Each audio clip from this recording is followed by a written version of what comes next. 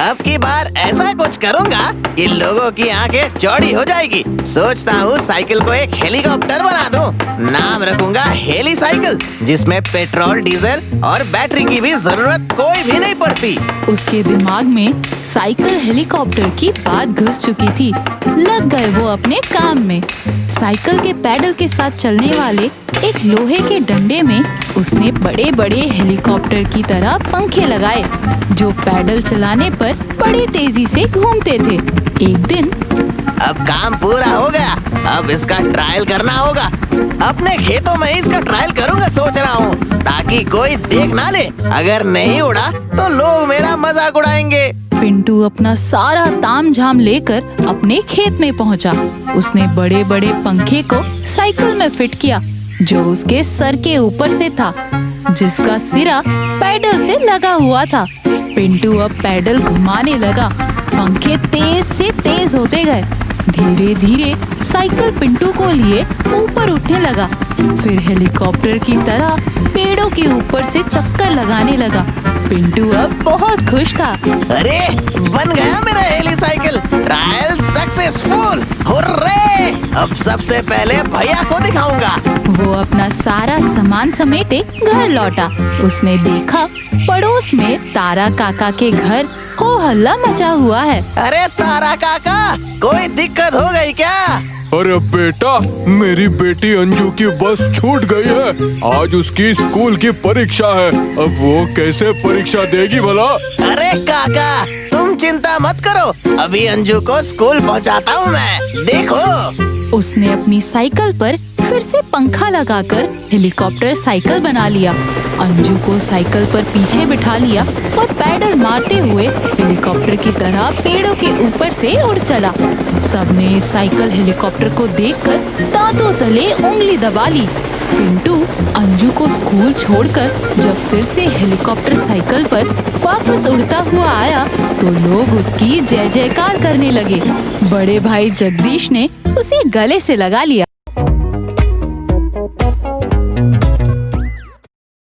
लालची चाय वाला।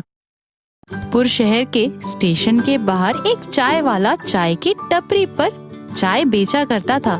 उसके यहाँ की चाय पूरी शहर में बहुत प्रसिद्ध था। कुछ लोग तो ऐसे थे जो कि उसके यहाँ की चाय पिए बिना अपने काम तक पे नहीं जाते थे। अरे रामू, जल्दी से एक अच्छी सी चाय पिला दे भाई, ताकि ये बॉस का कचर कचर जो मेरे कान में अब तक गूंज रहा है, वो तेरे चाय के स्वाद से कहीं दूर भाग जाए। अरे क्यों नहीं भैया, आप तो बस आराम से बैठिए, अभी आपके लिए स्पेशल टेंशन फ्री वाली चाय बना के ले आता हूँ।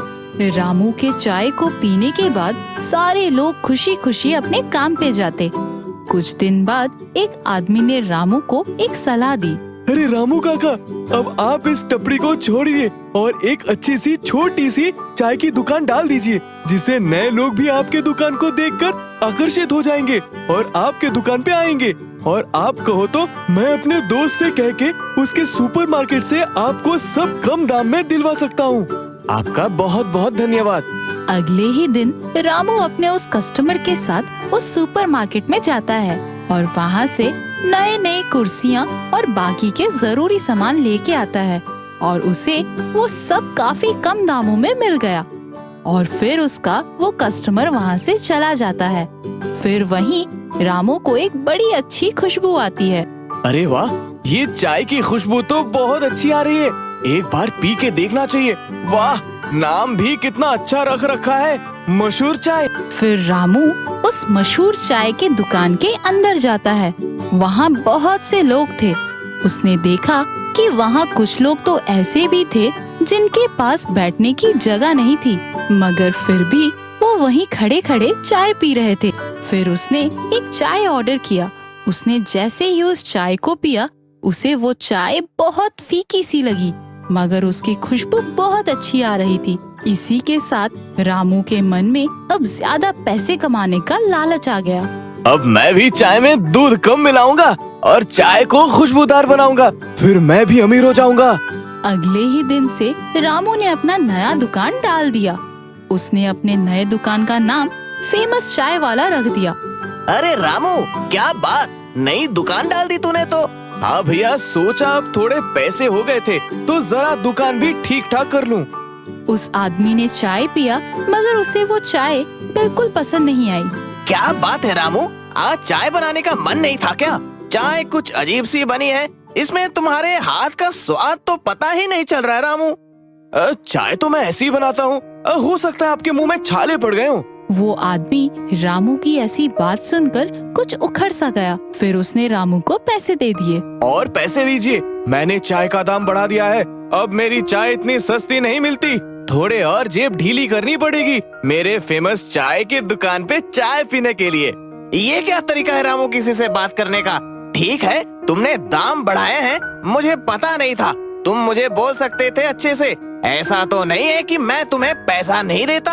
अब रामू का व्यवहार कुछ अजीब सा होते जा रहा था और साथ ही दिन ब दिन उसके चाय और फीकी होते जा रही थी और धीरे धीरे लोगों ने उसके पास जाना बंद कर दिया। रामू का घमंड इतना ज्यादा बढ़ चुका था कि उसे समझ ही नहीं आ रहा था कि वो अपने सारे पुराने कस्टमर्स खोते जा रहा था। इसी मौके का फायदा उठाते हुए वहाँ एक दूसरे इंसान ने चाय की टपरी खोल ली और अगले ही दिन से उस चाय के टपरी पे काफी भीड़ होने लगी थी। कैसे अजीब लोग हैं, कुछ पैसे बचाने के चक्कर में लोग इस फेमस दुकान को छोड़ उस कल के आए हुए इंसान से चाय पी रहे हैं। कोई बात नहीं, मत आओ, मेरा कौन सा एक दिन ना कमाने से कुछ बिगड़ जाएगा। चलो आज मैं एक कप अपने फेमस दुकान की चाय पी के देखता हूँ। फिर उसने एक कप चाय ली और चाय की एक चुस्की ली और जैसे ही उसने वो चाय पिया उसने साथ ही साथ उसे थूक दिया। छी छी, ये कैसी घटिया चाय है। सही कहते हैं लोग, लालच के चक्कर में इंसान सब कुछ गंवा देता है। अब तो शायद ही मेरे दुकान में कोई आए, मगर फिर भी मुझे एक बार माफी मांगनी चाहिए उन सब से जिनसे मैंने बदतमीजी की थी। फिर रामू उस दूसरे चाय के टपरी पर जाता है और वहाँ उन सब से माफी मांगता है जिनसे उसने बदतमीजी से बात की थी और अगले ही दिन से उसने चाय के दाम फिर से पहले जैसे कर दिए और साथ ही दूध में मिलावट करना भी बंद कर दिया और उसी के साथ सारे लोग वापस उसकी दुकान पर आने लगे। शीर्षक, हमें हमेशा अपने उसूलों के साथ ही चलना चाहिए। जहाँ लालच उसूलों पे भारी पड़ जाता है वहाँ खुद की बर्बादी तो तय होती है।